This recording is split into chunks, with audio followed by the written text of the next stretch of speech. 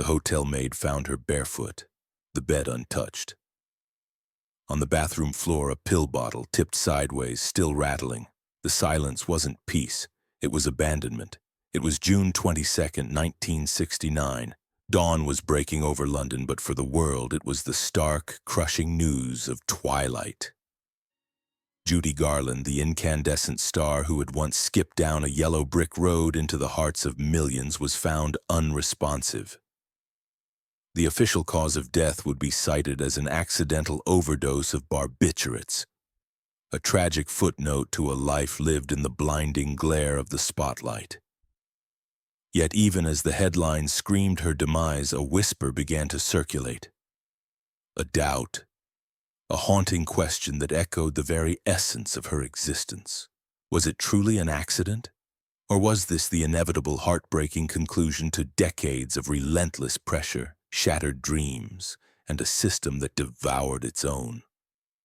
Her final days had been a blurred tapestry of fleeting triumphs and crushing despair, a desperate attempt to reclaim a semblance of peace that always seemed just out of reach, a desperate plea for a silence she could never find in life.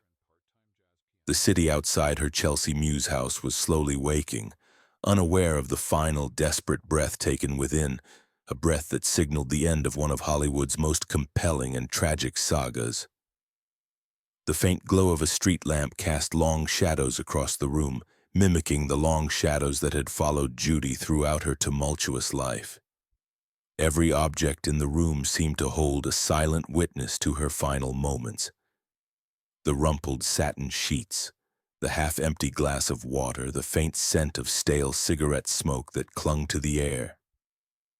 It was not a scene of violent struggle, but of quiet, profound surrender. What really happened in that quiet London flat? Could there be a hidden truth beneath what we've been told? A final crushing act in a lifetime of performances? What deep-seated pain led to that fateful moment?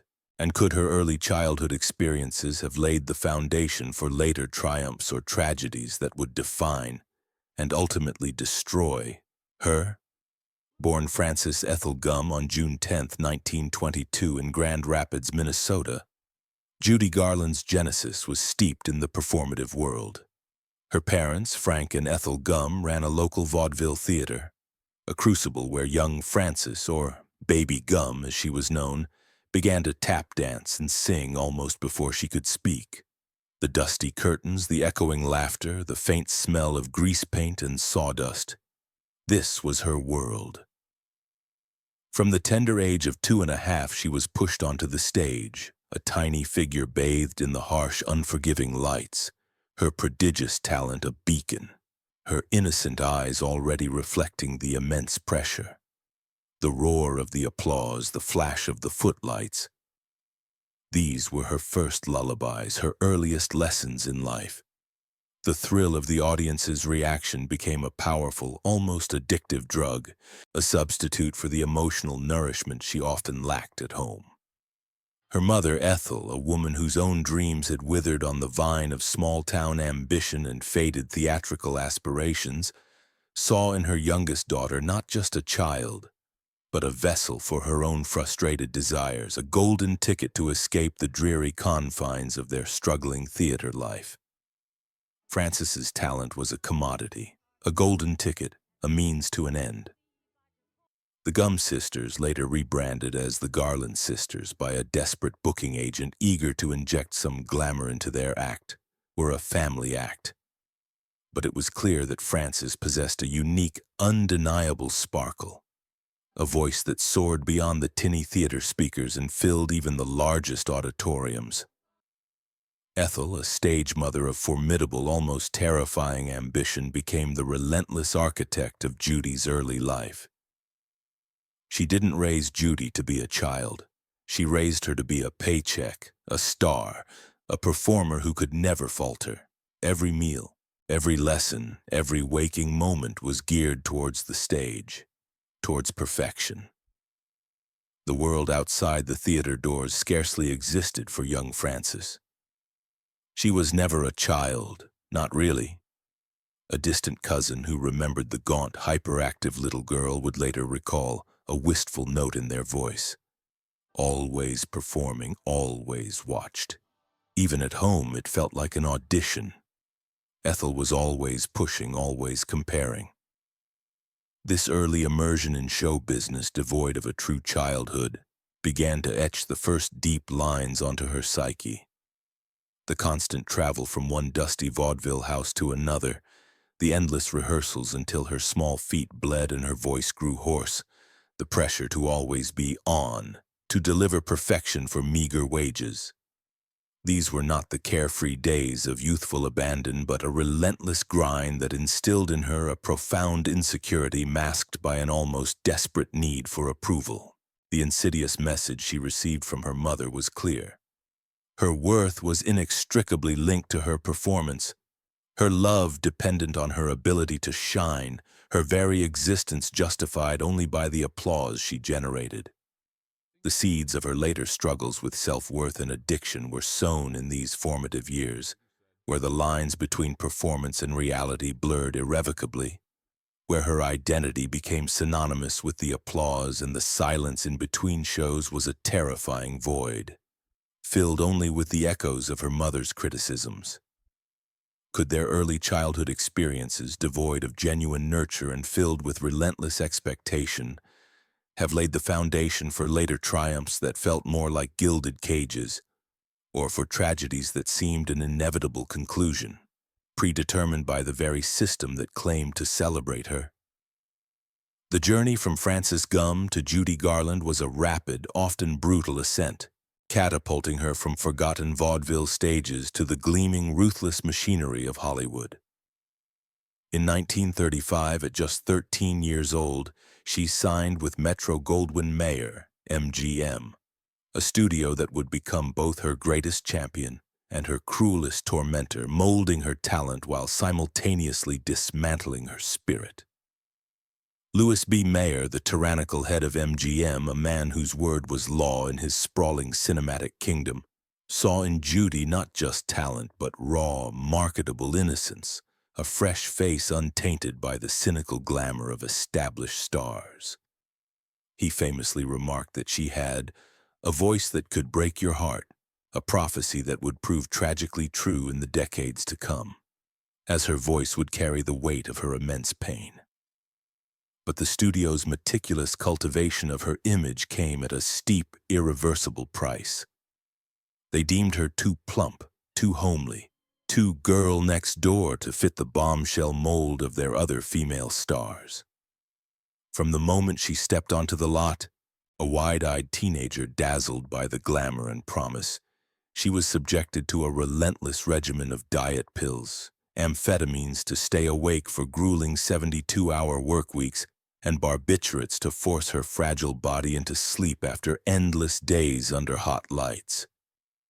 This insidious cycle of uppers and downers administered by the studio for maximum productivity and to control her weight and energy became the very foundation of her lifelong battle with addiction. Her body, her burgeoning womanhood, was not her own. It was studio property to be sculpted, controlled, and exploited without mercy. She was a doll in their hands, forced into a permanent state of prepubescence. Her early films, like Broadway Melody of 1938 and Thoroughbreds Don't Cry, showcased her incredible vocal range and natural charm, solidifying her status as a rising star. She sang with a maturity far beyond her years, yet radiated a childlike vulnerability that endeared her to audiences, making her instantly relatable.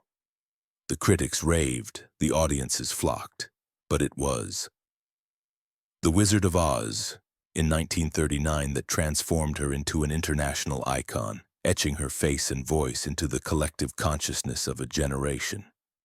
As Dorothy Gale, a girl longing for home, she sang Over the Rainbow, a song that would forever be intertwined with her identity, becoming an anthem of hope and longing for millions around the world. The film was a Technicolor masterpiece, a fantasy world of magic and wonder. Yet behind the dazzling spectacle, the reality was stark, a nightmarish contrast to the fantastical world she portrayed. She was made to bind her breasts to maintain a childlike figure, subjected to a draconian diet of chicken soup and black coffee, and emotionally manipulated by directors to achieve the desired performance, often by being told she was fat, untalented, or that her co-stars were mocking her. The studio owned her, body and soul, dictating her appearance, her schedule, and even attempting to control her personal relationships, ensuring her image remained unsullied. The constant pressure to maintain a saccharine, wholesome image while grappling with burgeoning womanhood, severe sleep deprivation, and insidious drug dependency created a profound internal conflict. She was a living paradox, the embodiment of innocence on screen, a shattered, drugged adolescent behind the scenes, her every waking moment a carefully orchestrated performance. Was the monumental success they achieved truly worth all the pain they endured? The childhood stolen, the body irrevocably altered, the psyche permanently scarred by the relentless machinery of Hollywood? The years following. The Wizard of Oz saw Judy Garland at the zenith of her fame, a luminous presence on screen and a vocal powerhouse on stage.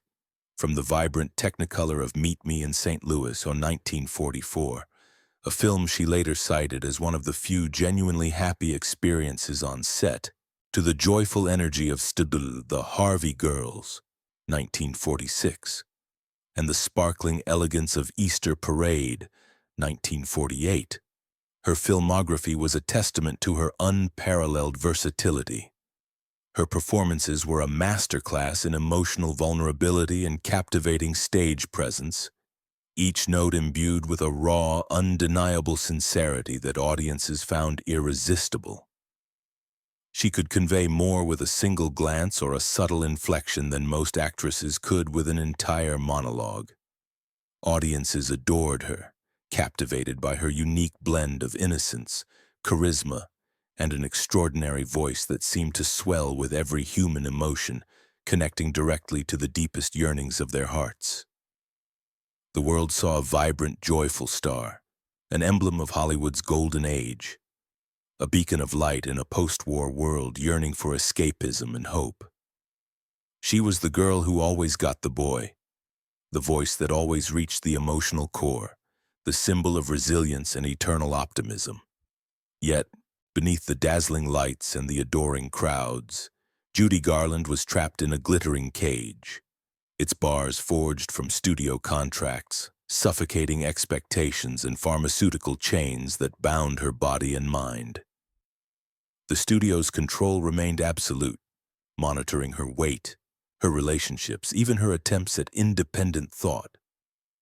Her drug dependency spiraled further, the amphetamines and barbiturates now an inseparable part of her daily existence, a grim necessity to cope with the superhuman demands placed upon her, to simply get through the day, the week, the next film. Her mental health began to unravel under the immense strain, cycles of manic elation followed by devastating, crippling depression becoming increasingly frequent and unpredictable. Her relationships were tumultuous. Her marriages, including her early, ill-fated union with composer David Rose, and later with director Vincente Minnelli, with whom she had her beloved daughter Liza, often short-lived and fraught with tension, reflecting the profound instability within.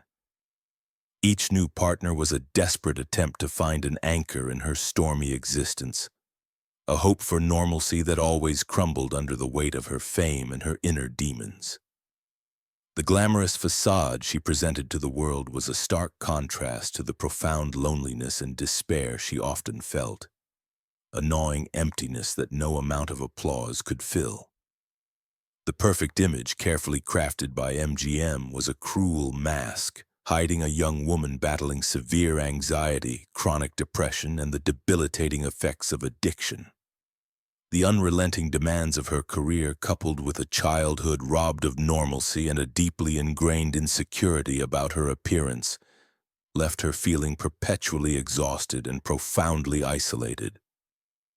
She sang for standing ovations, the thunderous applause echoing her deepest need for validation, a fleeting balm for her aching soul, but inside she was still the child trying to make mother smile. Still the fragile girl on the brink, desperately searching for a moment of genuine peace, a moment when the performance could finally end, and she could simply be. Behind all that glamour, the manufactured joy, the public adoration, was there an unbearable loneliness that nobody saw, a private hell shielded by a $1,000,000 smile, a spirit slowly suffocating under the weight of an impossible perfection. The late 1940s and 1950s marked a precipitous decline for Judy Garland, a period marred by a series of highly publicized breakdowns, aborted projects, and escalating personal crises that laid bare the raw, brutal cost of her fame. The studio, having systematically exploited her talent and health for so long, began to see her not as their golden goose, but as a liability, a problematic star whose erratic behavior and increasing unreliability were costing them money and reputation. Her frequent absences from sets, missed performances, and the agonizing termination of contracts became common knowledge throughout Hollywood. In 1950, after years of absolute subservience and overwork that had shattered her health, MGM officially dropped her. It was a devastating public rejection, a cruel severing of the umbilical cord to the only world she had ever truly known, the only family structure she had ever been a part of.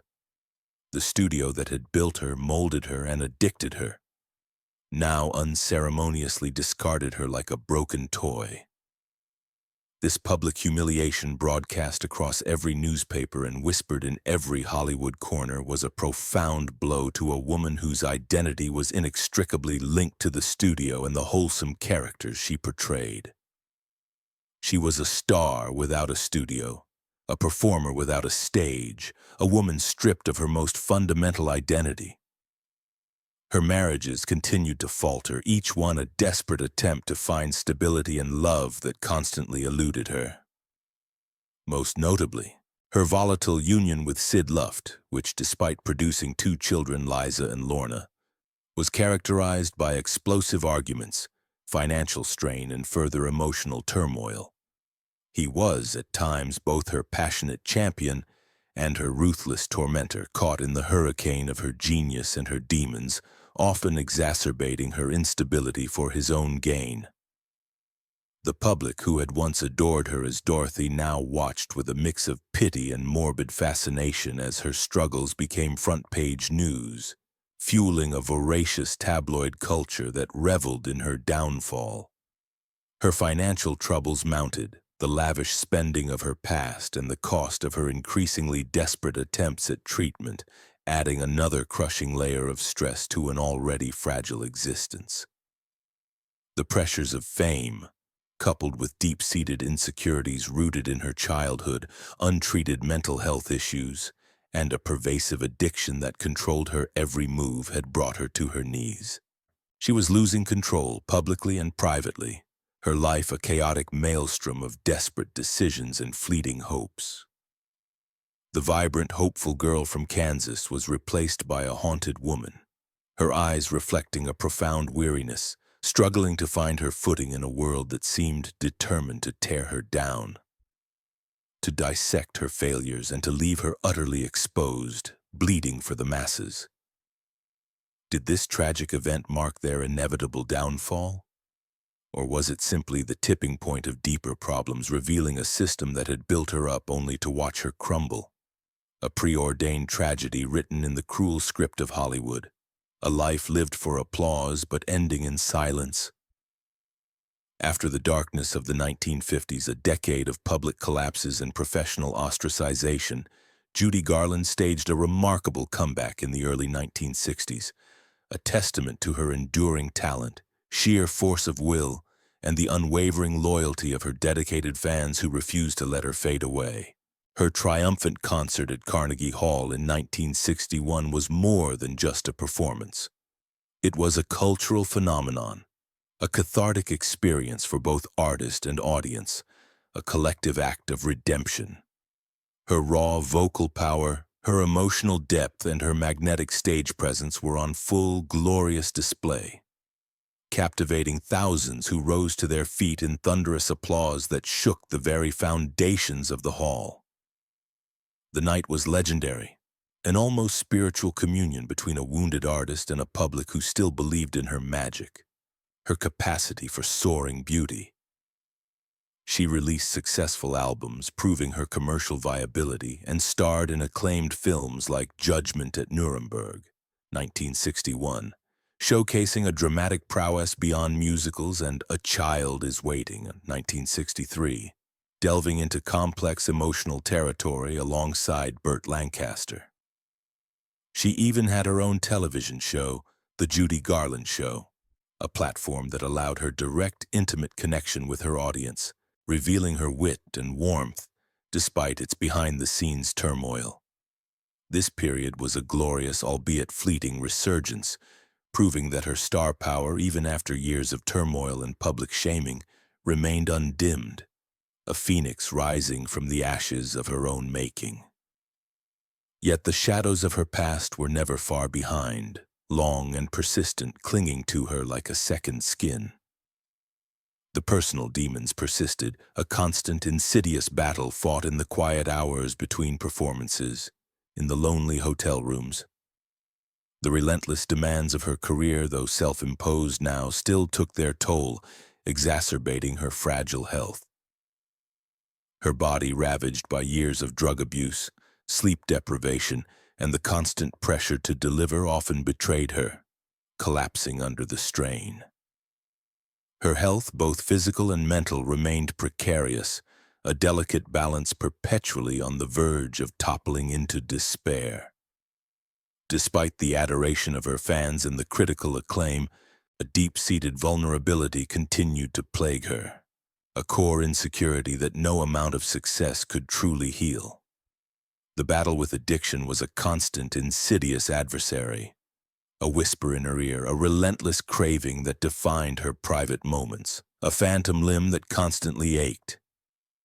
Moments of triumph were often followed by periods of crushing despair, a brutal cycle that left her exhausted and emotionally depleted, forever chasing the high of performance to escape the low of reality. She was perpetually seeking validation, a profound love and acceptance that had been denied to her in her earliest years, a primal hunger that no amount of applause could truly satisfy. She was haunted by the ghost of her younger self, the innocent girl from Kansas, forever bound to a dream that had become a nightmare, a woman who had given everything, only to feel perpetually empty. Can anyone ever truly escape from the shadow of their darkest moments, especially when those moments are etched into the public consciousness? A constant reminder of their deepest vulnerabilities, threatening to pull them back into the abyss they fought so hard to escape. Judy Garland's final years were a bittersweet symphony of continued performance and increasing fragility, a desperate dance with destiny played out on a global stage. Though she continued to tour, giving passionate, albeit sometimes erratic, concerts around the world, from Australia to Scandinavia, her health was in serious decline. Her voice, while still capable of moments of breathtaking brilliance and soaring emotion, sometimes faltered, and her physical appearance reflected years of battling addiction, constant exhaustion, and relentless strain. The youthful exuberance had given way to a profound weariness, etched around her once sparkling eyes. She retreated further into her personal struggles, seeking solace in a series of turbulent relationships, each one a fleeting hope for stability that quickly dissolved into chaos, leaving her more heartbroken and isolated than before. Her last marriage to Mickey Deans, a young club manager she married in March 1969, was brief and ultimately unable to provide the stability she desperately craved. He was drawn to her fame, perhaps, and the fleeting proximity to her magic, but incapable of truly understanding the depths of her pain or the complexities of her needs. He sought to manage her, to control her, but could not heal her. She spent her final months in London, a city that offered a brief respite from the American press, a temporary haven where she hoped to find a new beginning. She performed a series of concerts at the Talk of the Town nightclub. Her voice, though weaker, could still captivate, still command a stage with a raw, almost spiritual power. Her spirit still fought, still yearned to connect, even as her body succumbed to years of abuse and the cumulative toll of a lifetime of relentless pressure. The iconic performer, once a symbol of youthful innocence and unfettered joy, now carried the heavy burden of a lifetime of relentless pressure and profound sorrow, etched onto her very being, a roadmap of her suffering. The relentless demands for more, always more, weighed her down.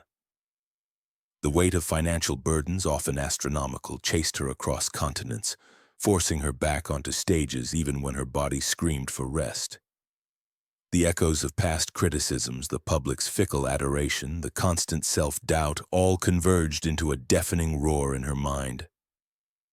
The silence of the hotel room on that fateful morning was not peace. It was the crushing weight of everything that had come before, a final surrender. Maybe she never wanted to die. Maybe she just wanted the noise to stop.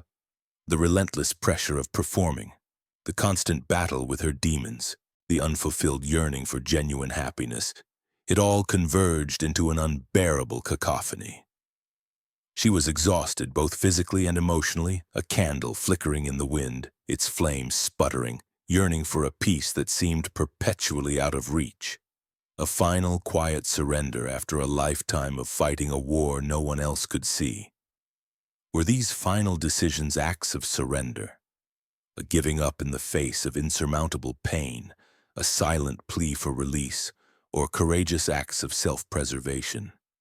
A desperate final attempt to find silence in a world that never stopped demanding a performance, even if it meant stepping off the stage forever? Judy Garland's death on June 22, 1969, at the age of 47, sent shockwaves across the globe. The news, delivered by Mickey Deans, her husband of 3 months, stunned the entertainment world and a heartbroken public. Her funeral in New York City drew thousands of mourners, a testament to the profound impact she had on generations of fans. Over 20,000 people filed past her casket at Frank E. Campbell Funeral Home, lining the streets for blocks, a sea of silent, tearful faces. Sid Luft, her ex-husband and father of 2 of her children, arranged for her body to be flown from London to New York, ensuring she would receive a farewell fitting for a star of her magnitude. James Mason, a close friend and co-star, delivered a poignant eulogy, his voice thick with emotion, weeping openly for the friend he adored and the talent he cherished. The official ruling of an accidental overdose of barbiturates offered a seemingly clear explanation, a convenient closure to a life shrouded in mystery and struggle. Yet the circumstances surrounding her death continued to fuel speculation and unanswered questions, weaving a complex tapestry of doubt and conspiracy. The coroner wrote accidental, but Judy had spent years perfecting her exits both on and off stage, and many close to her knew the fine line she walked between life and oblivion. Many believed her death was not merely an accident, but the tragic culmination of a life systematically exploited by the Hollywood studio system and exacerbated by years of unchecked addiction, a dependency fostered and fueled by the very hands that propelled her to stardom. Whispers of medical malpractice, the insidious nature of prescribed drug abuse by studio doctors who saw her as a machine to be maintained, and the crushing financial pressures of her final, desperate performances all contributed to a lingering sense of unease, a feeling that a profound injustice had occurred. Was it truly a bottle too many? A simple, tragic mistake in the quiet of a London flat, or a final, desperate act written by a ruthless system that never truly let her rest, even in death, forcing her to perform even her own demise? Was her death as straightforward as reported, or were powerful hidden forces, the insidious nature of Hollywood's relentless demands, and the dark underbelly of fame involved in orchestrating her tragic premature end? The precise details of that final day remain shrouded in the silence of that London flat, a final private moment that became a public spectacle, forever haunted by questions. Her legacy, however, extends far beyond the circumstances of her passing, transcending the tragic narrative of her life. Judy Garland remains an unparalleled icon, her voice a timeless instrument of joy, sorrow, and raw human emotion, echoing through generations, capable of shattering hearts and lifting spirits with equal measure. Her performances in The Wizard of Oz cemented her place in cinematic history, a universal symbol of longing for home and hope, an image of youthful innocence that contrasted so starkly with her later reality. Her concert appearances, particularly the legendary Carnegie Hall performance, revealed a performer of astonishing depth and connection, a raw, almost spiritual communion with her audience that few have ever matched, a true communion of souls. She became a queer icon, her vulnerability, resilience, and perceived outsider status resonating deeply with marginalized communities who saw their own struggles mirrored in hers, finding strength and solace in her triumphs and her pain. Her life, though marked by immense pain, relentless public scrutiny, and profound personal battles, also serves as a poignant cautionary tale about the dark side of fame, the destructive power of unchecked ambition, and the insidious nature of addiction when fueled by a ruthless industry. She was a woman who gave everything of herself to her art, a true pioneer who redefined the emotional landscape of performance, pouring her soul into every song, every line, every gesture, until there was seemingly nothing left. Even today, decades after her death, the fascination with Judy Garland endures, not just for her extraordinary, almost supernatural talent, but for the profound humanity she brought to every note she sang and every character she portrayed, a heartbreaking testament to the power and fragility of a true star. What hidden secrets might still remain untold behind her public image? The unspoken cost of a rainbow that ultimately never led her home. Leaving behind a trail of stardust and sorrow, a melody that still breaks hearts. She followed the yellow brick road, but it never led her home.